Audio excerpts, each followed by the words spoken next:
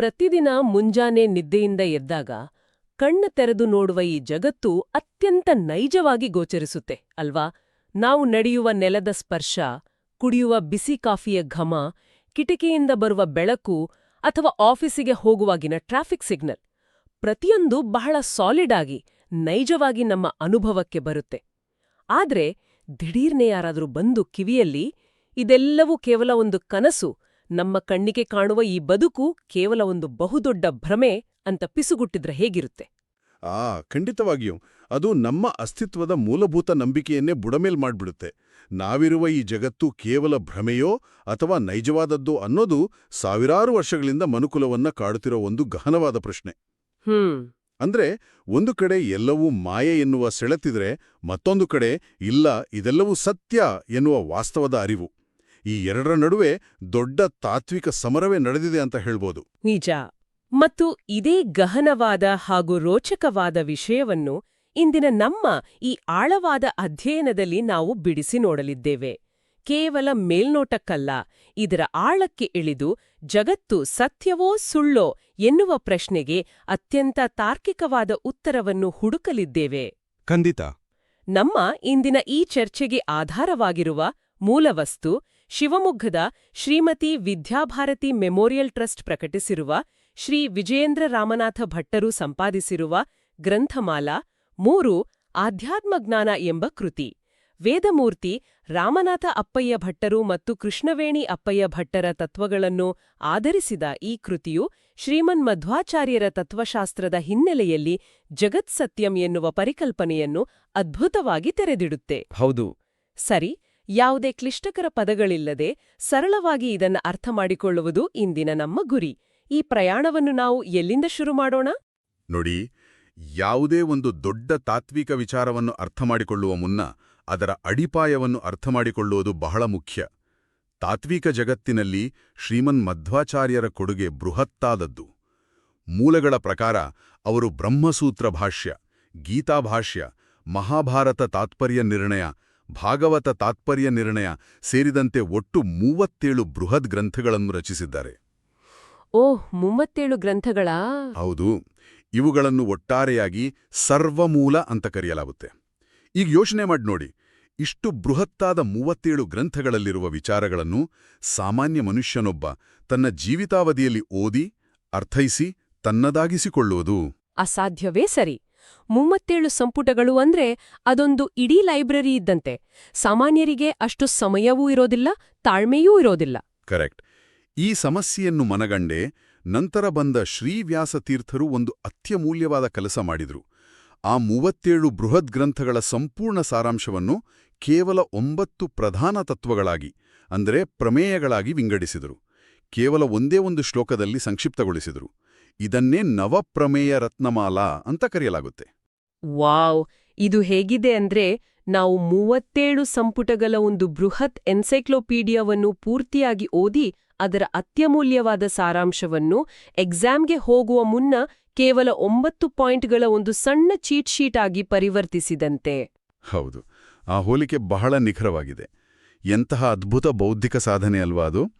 ಆ 9 ಪ್ರಮೇಯಗಳು ಇಡೀ ಮಧ್ವ ಸಿದ್ಧಾರ್ಥದ ಅಡಿಪಾಯ. ಉದಾಹರಣೆಗೆ ಹರಿಸರ್ವೋತ್ತಮ, ವೇದಗಳೇ ನಿಜವಾದ ಪ್ರಮಾಣ, ಜೀವರಲ್ಲಿ ತಾರತಮ್ಯವಿದೆ, ಮುಕ್ತಿ ಎಂದ್ರೆ ನೈಜ ಸುಖದ ಅನುಭವ, ಹೀಗೆ ಒಟ್ಟು 9 ತತ್ವಗಳಿವೆ. ಆದರೆ ಇನ್ನು ನಾವು ನಮ್ಮ ಸಂಪೂರ್ಣ ಗಮನವನ್ನು ಕೇಂದ್ರೀಕರಿಸ್ತಿರುವುದು ಈ ಪಟ್ಟಿಯಲ್ಲಿ ಬರುವ 2ನೇ ಪ್ರಮುಖ ತತ್ವದ ಮೇಲೆ. ಅದೇ ಜಗತ್ಸತ್ಯಂ, ಅಂದ್ರೆ ಈ ಜಗತ್ತು ನೈಜವಾದದ್ದು ಎನ್ನುವ ವಿಚಾರ.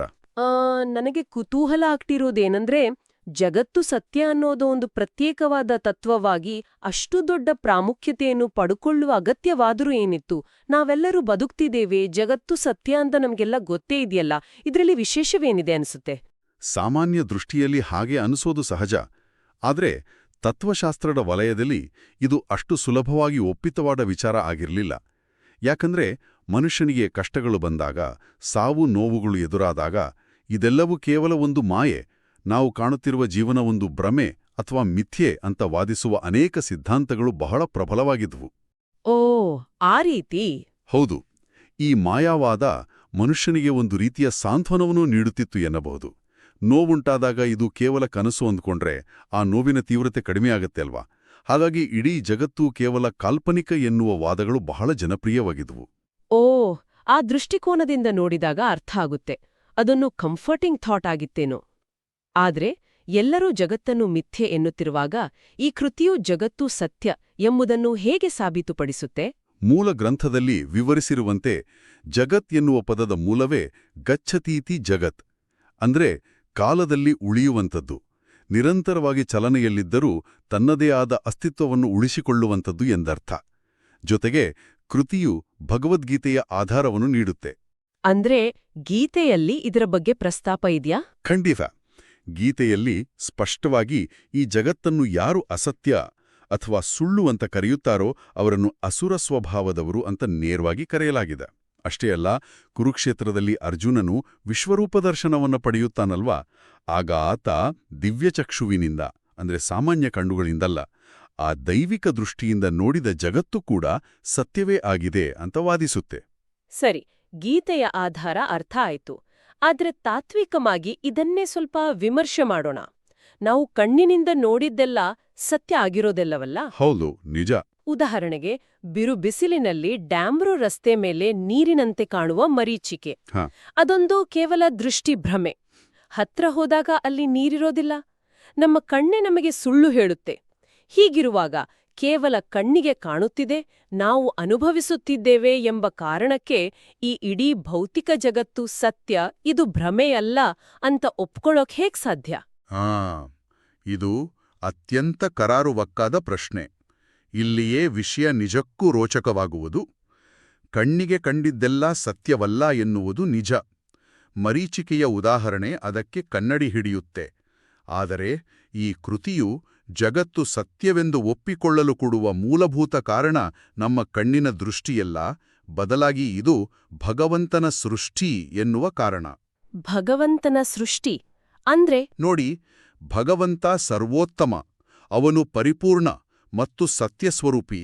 ಒಬ್ಬ ದೋಷರಹಿತನಾದ ಪರಿಪೂರ್ಣನಾದ ಭಗವಂತನು ಸೃಷ್ಟಿಸಿದ ಈ ಜಗತ್ತು ಕೇವಲ ಒಂದು ಮರೀಚಿಕೆಯಂತೆ ಭ್ರಮೆಯಾಗಲು ಅಥವಾ ಸುಳ್ಳಾಗಲು ಹೇಗೆ ಸಾಧ್ಯ? ಆದರೆ ಒಂದ್ನಿಮಿಷ, ಇದನ್ನ ಒಪ್ಪಿಕೊಳ್ಳೋದು ಸ್ವಲ್ಪ ಕಷ್ಟ ಆಗ್ತಿದೆ. ಒಬ್ಬ ಅತ್ಯುತ್ತಮ ಕಾದಂಬರಿಕಾರ ಇದ್ದಾನೆ ಅಂದ್ಕೊಳ್ಳೋಣ.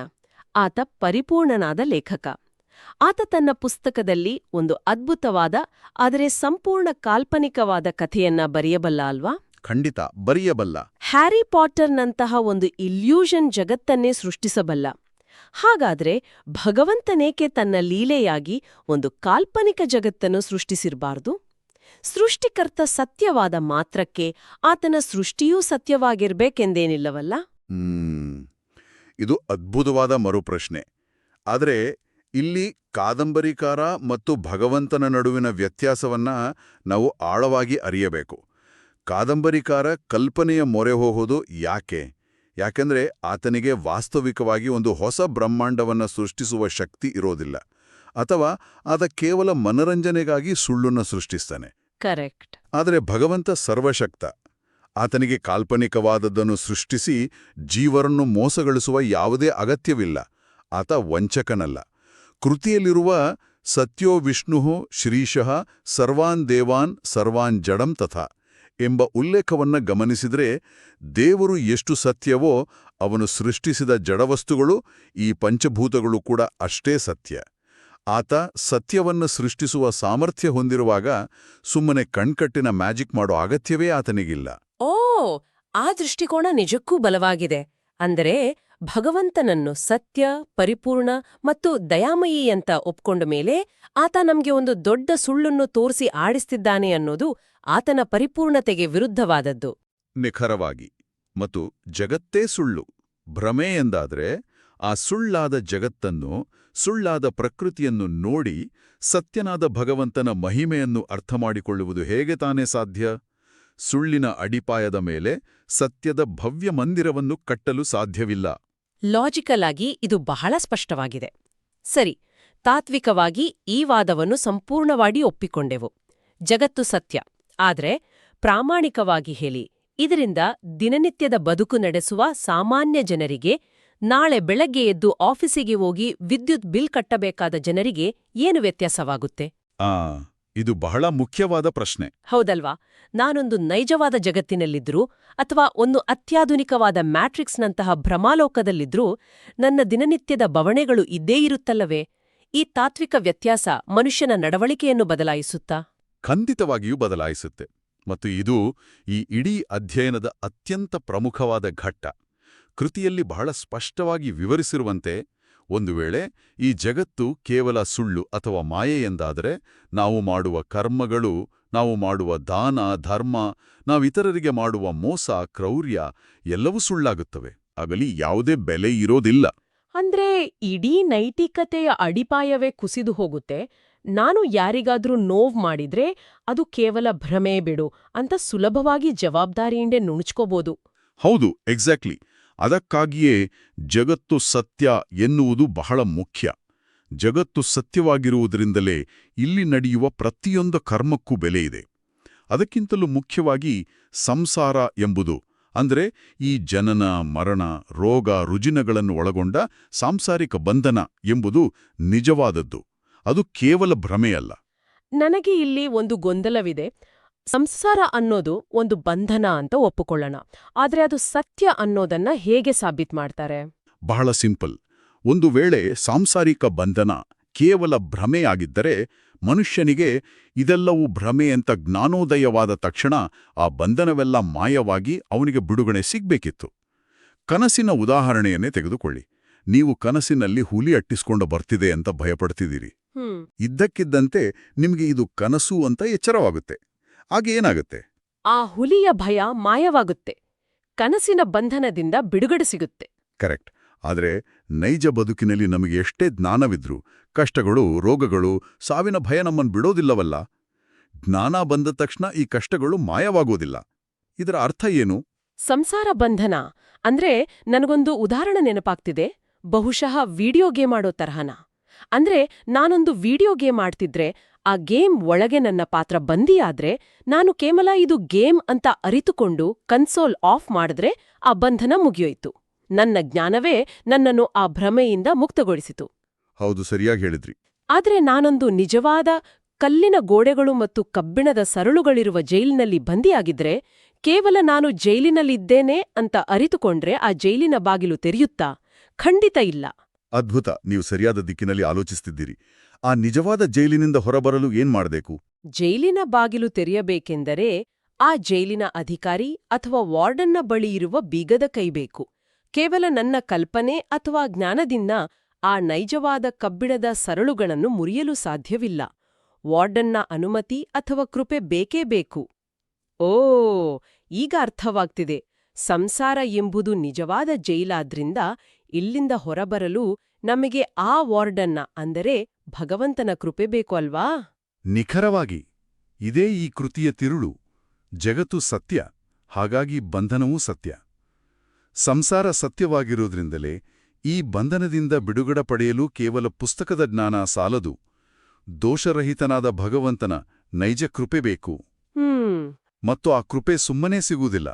ಅದಕ್ಕಾಗಿ ನಿಷ್ಕಲ್ಮಶವಾದ ಭಕ್ತಿ, ವೈರಾಗ್ಯ ಮತ್ತು ದೋಷರಹಿತವಾದ ಭಗವಂತನ ನಿರಂತರ ಧ್ಯಾನ ಅತ್ಯಗತ್ಯವಾಗುತ್ತೆ.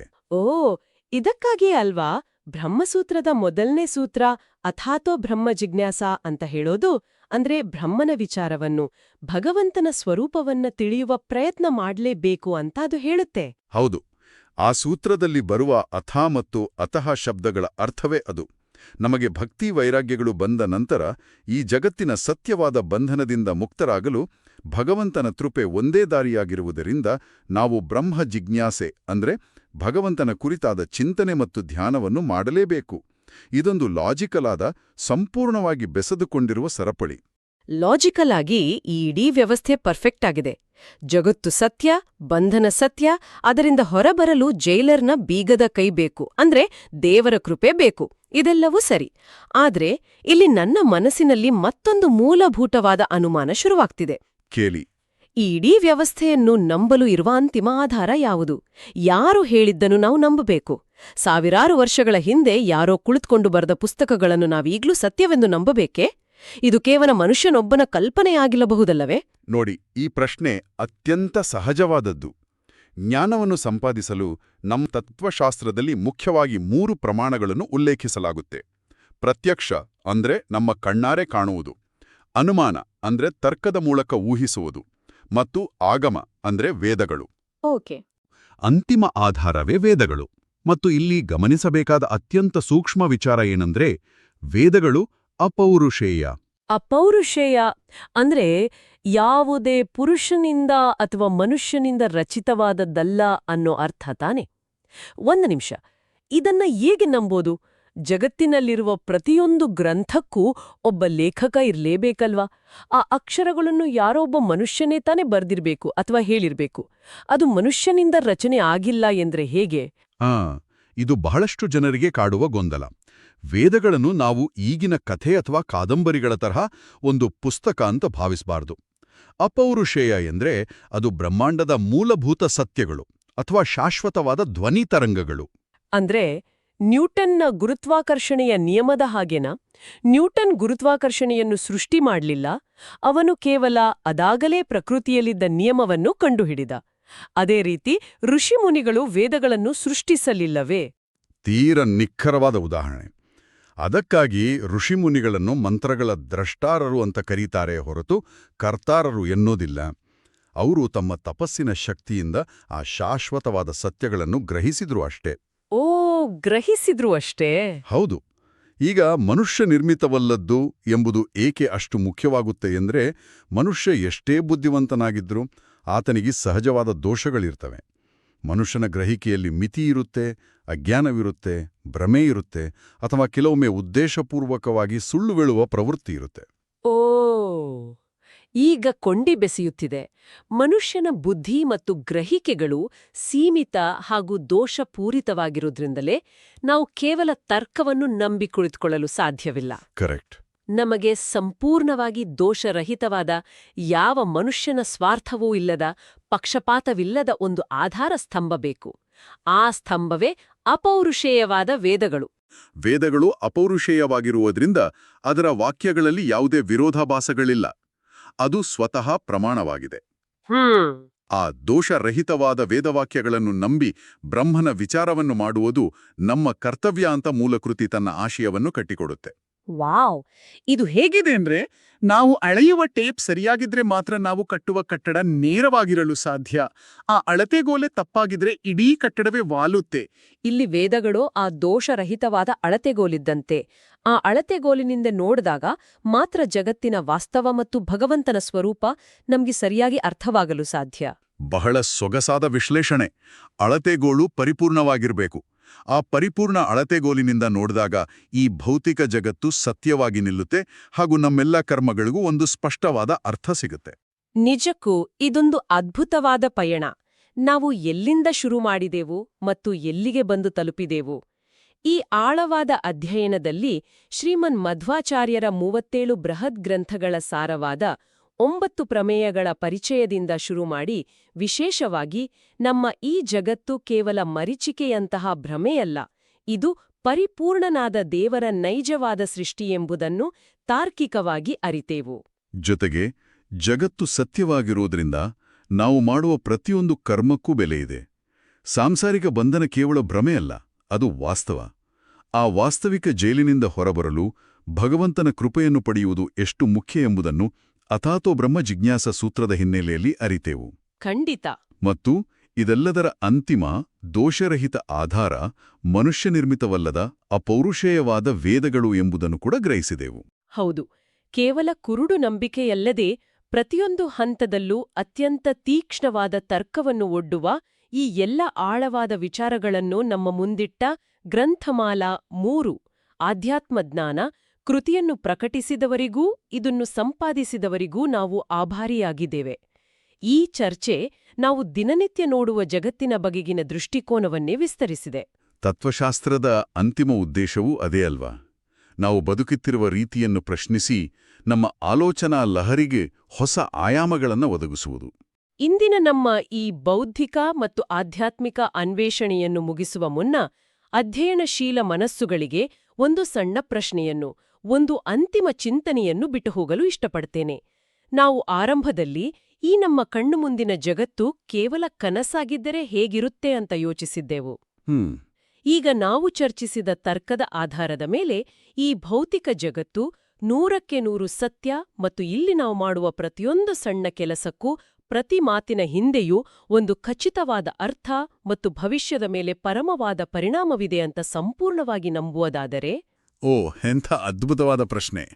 ನಾಳೆ ಬೆಳಿಗ್ಗೆ ನಿದ್ದೆಯಿಂದ ಎದ್ದಾಗ ಆ ನೈಜವಾದ ಜಗತ್ತಿಗೆ ಕಾಲಿಡುವಾಗ ನಮ್ಮ ದೈನಂದಿನ ಚಿಕ್ಕ ಚಿಕ್ಕ ನಿರ್ಧಾರಗಳನ್ನು ನೋಡುವ ದೃಷ್ಟಿಕೋನ ಹೇಗೆ ಬದಲಾಗಬಹುದು ಇದರ ಬಗ್ಗೆ ಸ್ವಲ್ಪ ಯೋಚಿಸಿ. ಮುಂದಿನ ಆಳವಾದ ಅಧ್ಯಯನದಲ್ಲಿ ಮತ್ತೊಂದು ಕುತೂಹಲಕಾರಿ ವಿಷಯದೊಂದಿಗೆ ಭೇಟಿಯಾಗೋಣ.